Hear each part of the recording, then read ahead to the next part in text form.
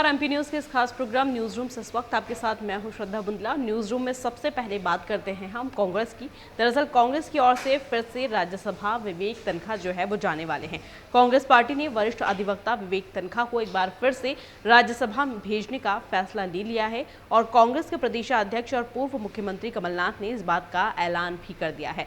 हम आपको बता दें कि मध्य प्रदेश के कोटे से राज्यसभा की 3 सीटें खाली हो रही है। मौजूदा समीकरणों के हिसाब से इनमें से 2 सीटें भाजपा और 1 सीट जो है वो कांग्रेस के खाते में जा सकती है। पहले ही इस बात की संभावना जो है वो व्यक्त की जा रही थी कि कांग्रेस एक बार फिर से सुप्रीम कोर्ट के वरिष्ठ अधिवक्ता विवेक तनखा को दोबारा राज्यसभा में भेज सकती है। कांग्रेस की अंतरिम अध्यक्ष सोनिया गांधी से चर्चा के बाद आखिरकार कमलनाथ ने उनके नाम पर मोहर जो है वो लगा दी है और मध्य प्रदेश के 3 विधानसभा सदस्यों का कार्यकाल जून में खत्म हो रहा है। इन सांसदों में बीजेपी के एमजे अकबर, संपत्तिया उइके और कांग्रेस के विवेक तनखा शामिल हैं और माना ये भी जा रहा है कि तनखा सोमवार को राज्यसभा चुनाव के लिए नामांकन जो है वो भी दाखिल कर सकते हैं। खबरों में आगे बढ़ते हैं और बात करते हैं राष्ट्रपति रामनाथ कोविंद की। देखिए, राष्ट्रपति रामनाथ कोविंद का मध्य प्रदेश में 3 दिन का दौरा चल रहा है और राष्ट्रपति रामनाथ कोविंद ने यहाँ पर एक कार्यक्रम में शामिल हुए वो और वैक्सीन से जुड़े कुछ बातें भी उन्होंने कही है। वैक्सीन से मानव जीवन बचा है, उन्होंने ये कहा है। मैं 2 दिन की विदेश यात्रा पर था, वहाँ पर भी 2 देशों में कार्यक्रम थे। वहाँ के प्रधानमंत्री और डायरेक्टर गवर्नर ने ये बताया कि भारत वैक्सीन नहीं देता तो हमारी आधी आबादी नहीं बचती। ये सारी जानकारी जो है राष्ट्रपति रामनाथ कोविंद ने दी है।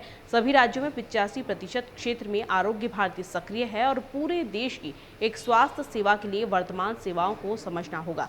दुनिया में उपलब्ध महंगे इलाज के बीच भारत में सस्ते उपचार की भी व्यवस्था है और यही वजह है कि दिल्ली के अस्पतालों में भी अगर हम देखें तो देश के विभिन्न हिस्सों के साथ ही मरीजों, विदेश के जो मरीज हैं वो भी दिल्ली में अपना इलाज करवाने के लिए यहाँ आते हैं। और यह बात राष्ट्रपति रामनाथ कोविंद ने राजधानी में कुशाभाऊ ठाकरे अंतर्राष्ट्रीय समागम केंद्र में आयोजित एक देश एक स्वास्थ्य सेवा पर आरोग्य मंथन कार्यक्रम के शुभारंभ अवसर पर कही है। 2 दिन का और उनका दौरा है मध्य प्रदेश में और लगातार ये दौरा चल रहा है। महाकाल के दर्शन करने के लिए भी राष्ट्रपति रामनाथ कोविंद जो है वो जाने वाले हैं।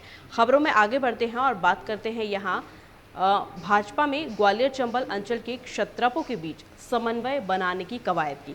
देखिए, ग्वालियर अंचल में भाजपा का चेहरा कौन होगा, अभी इस पर सवाल जो है वो चल रहे हैं। बड़ा सवाल ये बना हुआ है और भाजपा में रस्साकशी जो है वो भी चल रही है। प्रदेश नेतृत्व अंचल के चारों क्षत्रप केंद्रीय मंत्री ज्योतिरादित्य सिंधिया, नरेंद्र सिंह तोमर, सांसद विवेक नारायण शेजवलकर व पूर्व मंत्री जयभान सिंह पवैया के मध्य समन्वय स्थापित करने का निरंतर जो है वो प्रयास किया जा रहा है ताकि नगरीय निकाय व पंचायत चुनाव के साथ विधानसभा और लोकसभा चुनाव तक इन नेताओं के बीच अहम जो टकराव हैं वो बाहर ना आए। अगर हम सिंधिया की बात करें तो यहाँ पर दोनों अंचलों में मजबूत प्रभाव है उनका, बड़ी ही मजबूती पकड़ है। अगर हम तोमर की बात करें तो संगठन व सत्ता की धुरी संगठन की रीति नीति में वो बहुत ज़्यादा अच्छे हैं, बहुत ज़्यादा अच्छा उन्हें माना जाता है। अगर हम यहाँ पवैया की बात करें तो हिंदुत्व छवि की अग्रिम पंक्ति के वो नेता माने जाते हैं। शेजवलकर की अगर हम यहाँ बात करें तो संघ से जुड़ाव और संगठन पर अपनी मजबूत पकड़ जो है शेजवलकर रखते हैं। आप इस तरह से समझिए कि एक निजी मेडिकल कॉलेज के भूमि पूजन कार्यक्रम में मुख्यमंत्री शिवराज सिंह चौहान के साथ केंद्रीय मंत्री नरेंद्र सिंह तोमर, ज्योतिरादित्य सिंधिया और साधना सिंह मंच पर विराजमान थे। शिवराज की नज़र जब नरेंद्र सिंह तोमर पर पड़ी तो वे उनसे एक कुर्सी छोड़कर वहां पर बैठे हुए थे। शिवराज के पास पत्नी साधना सिंह बैठी हुई थी। मुख्यमंत्री ने पत्नी से चर्चा कर अपनी बगल वाली सीट जो है वो नरेंद्र सिंह तोमर के लिए खाली कर आग्रह पूर्वक उन्हें वहां बैठा दिया, क्योंकि दूसरी तरफ ज्योतिरादित्य सिंधिया जो है वो बैठे हुए थे, वो बैठ सकें। मुख्यमंत्री ने साफ संकेत दे दिया है ऐसा कर कि प्रदेश सरकार की नज़र में दोनों का सम्मान जो है वो बराबर है। लेकिन आगे क्या होगा ये एक देखने वाली बात होगी। खबरों में आगे बढ़ते हैं और बात करते हैं हम यातायात व्यवस्था की।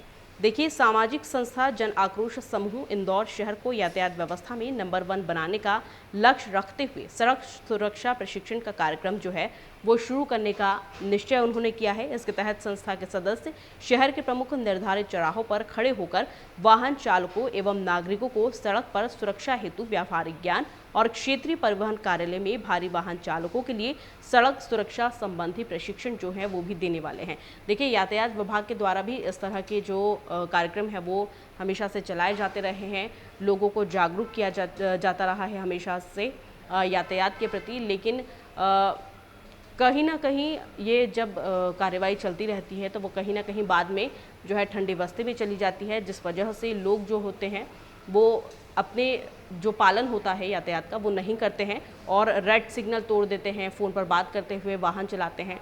लेकिन यातायात विभाग को इस तरह की जो कार्रवाई है वो लगातार करती रहना चाहिए और जो जागरूकता यातायात विभाग के द्वारा चलाई जाती है वो हमेशा से चलाना चाहिए। खबरों में आगे बढ़ते हैं और यहाँ पर बात करते हैं सीएम हेल्पलाइन पर शिकायतों की। देखिए, थानों में आम नागरिकों की सुनवाई नहीं होने के कारण सीएम हेल्पलाइन पर औसतन प्रतिमाह 1200 शिकायतें जो हैं वो दर्ज हो रही है। शिकायतकर्ता को थाने का स्टाफ संतुष्ट अब नहीं कर पा रहा है। इसका नतीजा ये हो रहा है कि सीएसपी, एएसपी और एसएसपी व पुलिस महानिरीक्षक तक हेल्पलाइन में शिकायतें जो है वो बढ़ रही है और उनका निराकरण नहीं हो रहा है, जिस कारण से इन शिकायतों का दबाव जो है वो बहुत ज़्यादा बढ़ता जा रहा है। और इस समस्या से निजात पाने के लिए जिला पुलिस ने नया प्रयोग अब किया है। पुलिस अब थानों पर भरोसा करने के बजाय कंट्रोल रूम को अब मजबूत कर रही है। विभाग ने अब ईमेल, ट्विटर और व्हाट्सएप नंबर के साथ पुलिस कंट्रोल रूम में नंबर इंटरनेट मीडिया पर जो है वो जारी कर दिए हैं और इन प्लेटफॉर्म पर आने वाली शिकायतों के निराकरण की जिम्मेदारी अब जोनल पुलिस कंट्रोल रूम में होगी, जो थाने से बल भेजकर शिकायत की पड़ताल करेंगे और शिकायत सही पाए जाने पर कार्रवाई भी करेंगे। इसके साथ ही शिकायत का निराकरण नहीं होने की जानकारी अगर शिकायतकर्ता देते हैं तो उन पर भी कार्रवाई की जा सकती है। क्या नंबर उन्होंने जारी किया है आप लिख लीजिए 7049101029। ये व्हाट्सएप नंबर है उनका। एक बार फिर से हम रिपीट कर देते हैं 7049101029 पर आप अपनी शिकायत जो है वो दर्ज करवा सकते हैं। तो फिलहाल न्यूज़ रूम में इतना ही और न्यू अपडेट्स के साथ हम फिर हाजिर होंगे। तब तक के लिए नमस्कार। एमपी की नब्ज, एमपी का हाल, मध्य प्रदेश की हर खबर एमपी न्यूज टीवी के साथ। लगातार खबरों के लिए सब्सक्राइब करें हमारा YouTube channel MP news TV. Latest updates के लिए बेल आइकन दबाना जरा भी न भूलें।